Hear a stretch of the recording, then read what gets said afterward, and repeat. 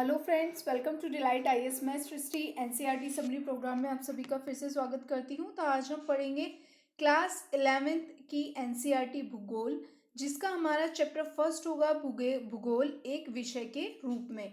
अभी तक हमने अपनी भूगोल जो समाप्त की है वहाँ पे हमने सामाजिक विज्ञान के प्रमुख घटक के बारे में पढ़ा है, लेकिन अब हम पढ़ेंगे भूगोल को एक स्वतंत्र विषय के रूप में, अर्थात हम इसको पूरी गहराई से पढ़ेंगे कि भूगोल आखिर है क्या। ठीक है, पृथ्वी कहाँ से शुरू हुई, कहाँ से पृथ्वी का जन्म हुआ, वर्षा होती है। अब तक हमने पढ़ा वर्षा इतनी चाहिए इस खेती के लिए, लेकिन वर्षा होती कैसे है। तो इस प्रकार की कुछ चीज़ें जो इंटरेस्टिंग चीज़ें हैं वो हम अब पढ़ना शुरू करेंगे। ठीक है, और हम इसके बारे में एक स्वतंत्र रूप से स्टडी करेंगे। पृथ्वी के भौतिक वातावरण के रूप में मानवीय क्रियाओं एवं उनके अंतर प्रक्रियात्मक संबंध के विषय में जानकारी प्राप्त करेंगे। और आपके दिमाग में एक क्वेश्चन भी आता होगा कि हमें भूगोल क्यों पढ़ना चाहिए। अभी तो फिलहाल आप यूपीएससी के लिए भूगोल पढ़ रहे हैं, लेकिन फिर भी भूगोल की जानकारी होना क्यों ज़रूरी है। तो हम जिस धरातल पर रहते हैं, हमारा जीवन, हमारे प्रस्थान और अनेक रूपों से जो हमारा जीवन है वो प्रभावित होता है। जैसे वर्षा से होता है, ठंड से होता है, गर्मी से होता है, और हम निर्वाह के लिए अपने आसपास के संसाधनों पर भी निर्भर होते हैं। तो ये संसाधन कहाँ से प्राप्त हुए, ये प्रकृति का प्रभाव हम पे क्यों पड़ता है और ये प्रभाव क्यों उत्पन्न होता है।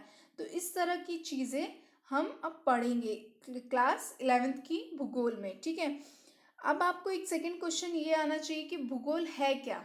ठीक है, तो इस पे हम बात करते हैं। तो भूगोल पृथ्वी का वर्णन है। ठीक है, यह पृथ्वी पर रहने वाले अन्य छोटे बड़े प्राणी का भी आवास है, हमारा भी आवास है। पृथ्वी की जो सतह है वो एक रूप नहीं है, आप सभी को पता है। कहीं भौतिक स्वरूप में बहुत ही भिन्नताएं हैं। यहाँ पर्वत हैं, पहाड़ियाँ हैं, वाटियाँ हैं, मैदान हैं, पठार है, समुद्र, झील, रेगिस्तान, ऐसे ऐसे आपको विभिन्नताएं देखने को मिलती हैं। यहाँ सामाजिक एवं सांस्कृतिक तत्वों में भी भिन्नता देखने को मिलती है, जो सांस्कृतिक विरासत की पूर्ण अवधि में मानव द्वारा सृजित की गई है। ठीक है, विद्यमान है। और आगे हम बात करें भूगोल के बारे में, तो इरेस्टोस्थेनीज एक विद्वान थे, ग्रीक के विद्वान थे, जिन्होंने सर्वप्रथम भूगोल शब्द का प्रयोग किया था। यह शब्द ग्रीक भाषा के दो मूल जियो तथा ग्राफी, ठीक है, ज्योग्राफी, ज्योग्राफी कहते हैं ना इंग्लिश में, तो जियो अर्थात पृथ्वी और ग्राफोस वर्णन अर्थात पृथ्वी का वर्णन। तो दोनों को एक साथ रखने पर अर्थ बनता है पृथ्वी का वर्णन। ठीक है, हम यहाँ पृथ्वी का वर्णन करेंगे। ठीक है, और हमें भूगोल की विषय के रूप में कि भूगोल एक विषय है, तो उसको हम थोड़ा यहाँ पे पढ़ेंगे। उसके बाद हम नेक्स्ट चैप्टर में बहुत अच्छी अच्छी चीज़ें पढ़ेंगे। ठीक है, अभी हम बात करेंगे यहाँ पे भूगोल के बारे में। सिर्फ भूगोल पर ध्यान होना चाहिए कि भूगोल आखिर है क्या। बात करते हैं वैज्ञानिक विषय के रूप में। भूगोल दो वर्गीकरण प्रश्नों पर संबंधित है। ठीक है, जैसे कि कुछ प्रश्न हैं धरातल पर पाए जाने वाले प्राकृतिक एवं सांस्कृतिक विशेषताएं के प्रतिरूप को की पहचान से जुड़े हैं। मतलब कि क्या क्या ऐसी प्राकृतिक चीजें हैं जिनकी हमें पहचान करनी चाहिए। तो क्या क्या प्रश्न का उत्तर देती हैं, भूगोल हमें क्या प्रश्न का उत्तर देता है कि हमारे पास प्राकृतिक और सांस्कृतिक विशेषताएं क्या क्या हैं।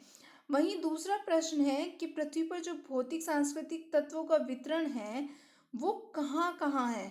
ठीक है, अर्थात अगर इंडिया में आप देखेंगे कि अफ्रीका की बहुत सारी जगहों पे, देशों में पेट्रोल पाया जाता है। ठीक है, पेट्रोल के कुएं हैं। ठीक है, ईरान में भी कुएं हैं।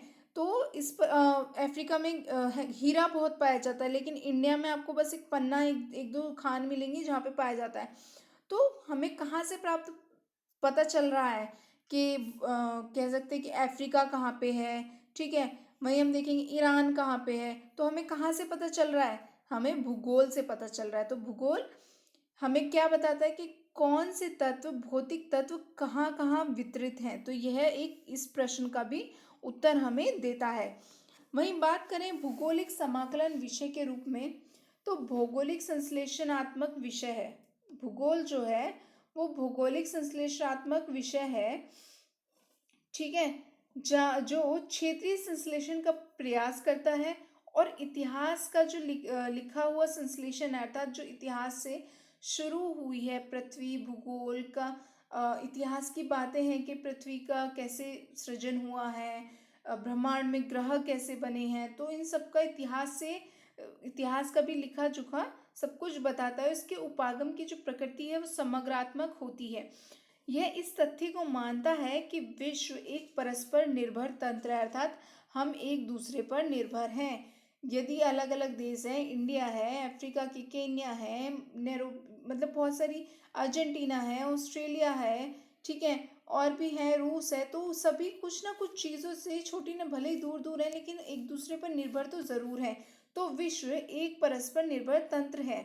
आज वर्तमान विश्व से वैश्विक एक ग्राम का प्रतिबोधन होता है, अर्थात हम विश्व को, पूरी पृथ्वी को, जितने भी देश हैं, महाद्वीप हैं, उनको एक गांव का हम बोधन, एक गांव का नाम भी दे सकते हैं कि यह एक ग्राम है जो एक दूसरे पर निर्भर है। वहाँ पे रहने वाले लोग भले ये बड़े आकार में है लेकिन छोटे से आकार में जो कुछ लोग रहते हैं मिलजुल के, जो एक दूसरे के ऊपर निर्भर रहते हैं, तो वो भी गांव कहलाया जाता है ना। तो इसी प्रकार से पूरे विश्व को हम क्या कर सकते हैं, ग्राम का, वैश्विक ग्राम का प्रतिबोधन कर सकते हैं। ठीक है, आगे हम बात करें परिवहन के बेहतर साधनों तथा बढ़ती हुई गम्यता के कारण दूरियां भी कम हो गई हैं। ठीक है, तो इससे क्या हुआ है कि जो परस्पर निर्भरता है वो भी बहुत ज़्यादा बढ़ गई है, क्योंकि परिवहन है हमारे पास, हम चल के बहुत जल्दी से एक दूसरे से सामान ले सकते हैं। यदि यहाँ पे रूस है तो भारत यहाँ पे सामान ले सकता है बहुत इजीली, क्योंकि परिवहन के साधन बहुत अच्छे हो गए हैं और दूरियां भी परिवहन के कारण कम हो गई है। वहीं श्रव्य दृश्य जो है माध्यम है, सूचना तकनीकी है, वो भी बहुत समृद्ध हो गई है। किससे हुई है, टेक्नोलॉजी से हुई है, ठीक है, तकनीकी से हुई है, ज्ञान से हुई है, विज्ञान से हुई है। ठीक है, चलिए आगे बात करें भौतिक भूगोल एवं प्राकृतिक विज्ञान के बारे में। तो भौतिक भूगोल की सभी शाखाएं, आगे एक डायग्राम है जैसा कि आपको यहाँ पे डायग्राम में देखने को मिल रहा है। तो भौतिक भूगोल की सभी शाखाएं प्राकृतिक विज्ञान की अंतरापृष्ठ हैं। परंपरागत भौतिक भूगोल भौमिकी, मौसम विज्ञान, जल विज्ञान, मृदा विज्ञान से संबंधित है, अर्थात ये सभी चीजें एक दूसरे पर निर्भर हैं। यह एक चक्र है जो एक दूसरे पर ही निर्भर है। इस प्रकार भू आकृति विज्ञान, जलवायु विज्ञान, समुद्रिक विज्ञान, मृदा भूगोल का प्राकृतिक विज्ञान से निकट का संबंध है, क्योंकि ये अपनी सूचनाएं इन्हीं विज्ञानों से प्राप्त करते हैं। जो जैव भूगोल है वो किससे संबंधित है, वनस्पति से, जीव विज्ञान से, पारिस्थितिकी विज्ञान से अधिक निकटता से जुड़ा हुआ। तो इस प्रकार से विज्ञान से भूगोल का बहुत बड़ा संबंध है। ठीक है, प्राकृतिक विज्ञान से हम भौतिक भूगोल में क्या पढ़ते हैं, प्राकृतिक विज्ञान के बारे में पढ़ते हैं।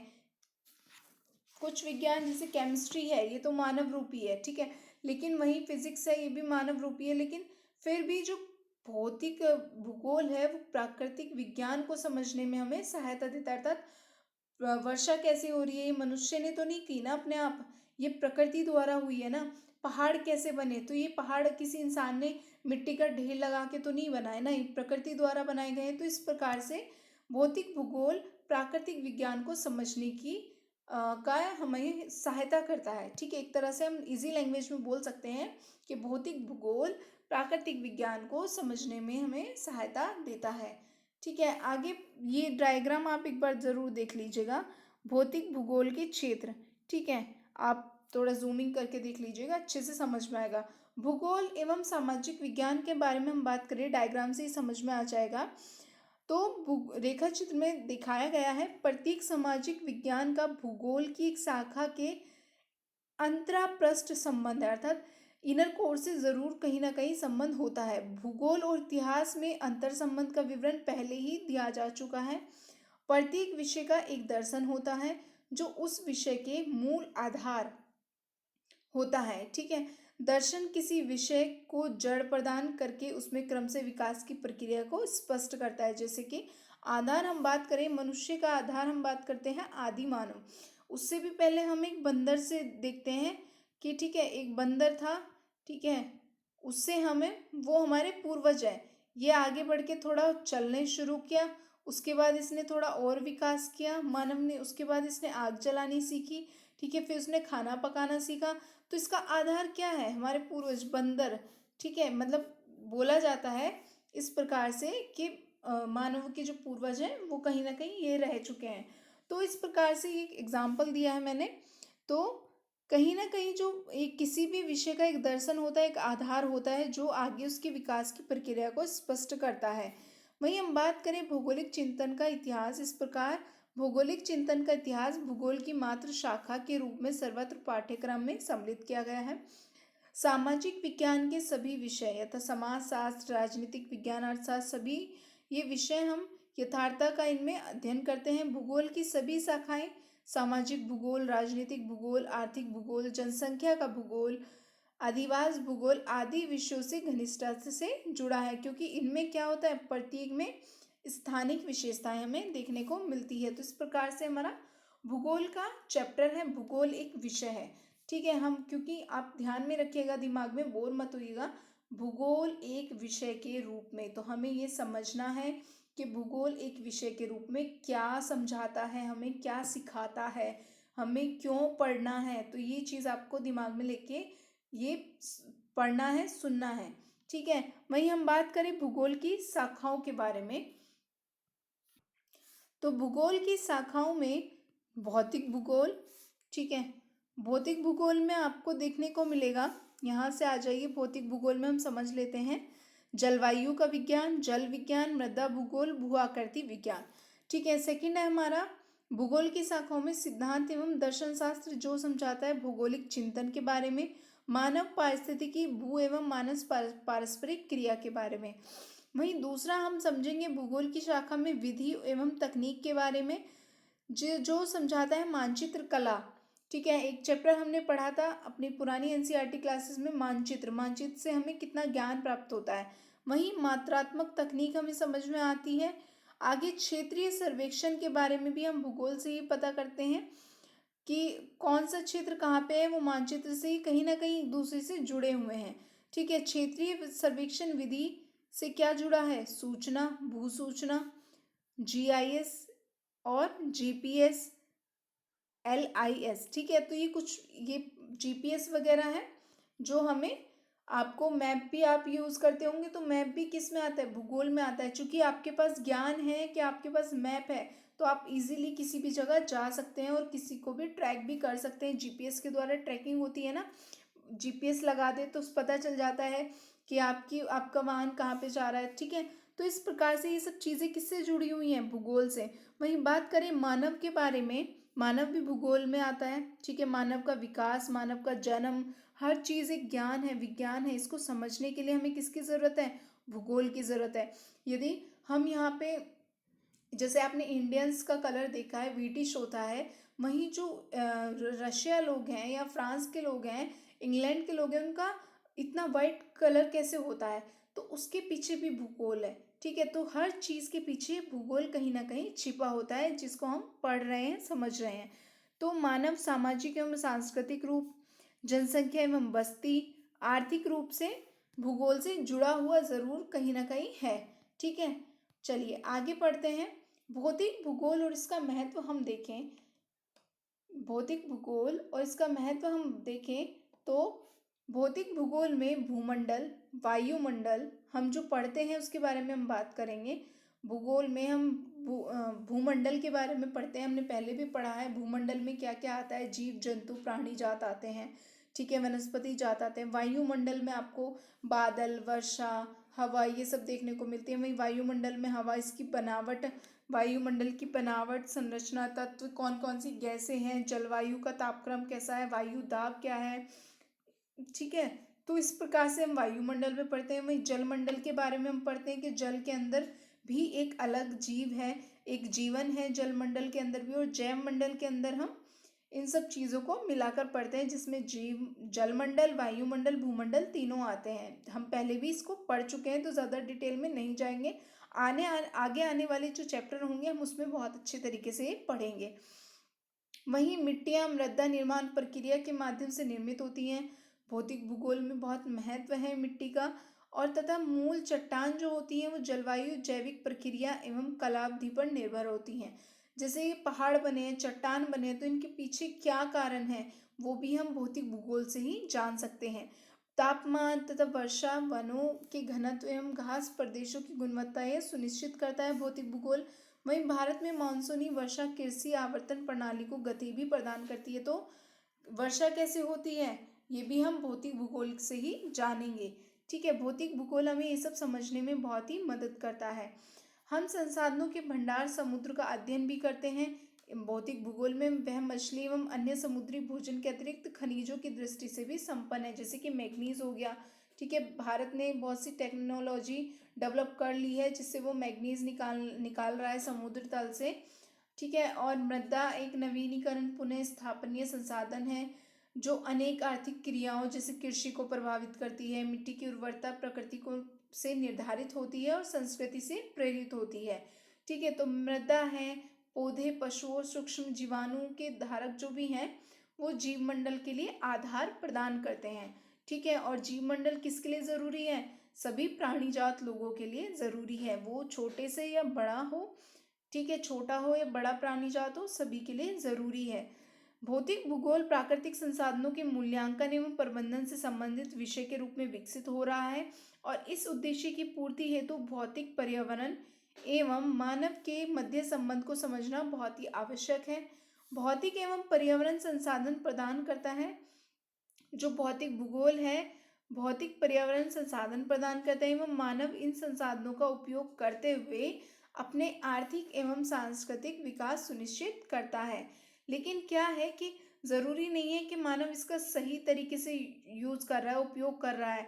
विकास तो वो कर रहा है, लेकिन तकनीकी की सहायता से संसाधनों के बढ़ते उपयोग ने विश्व के पारिस्थितिकी संतुलन उत्पन्न कर दिए हैं। अतः सतत विकास के लिए भौतिक वातावरण का ज्ञान नितांत आवश्यक है।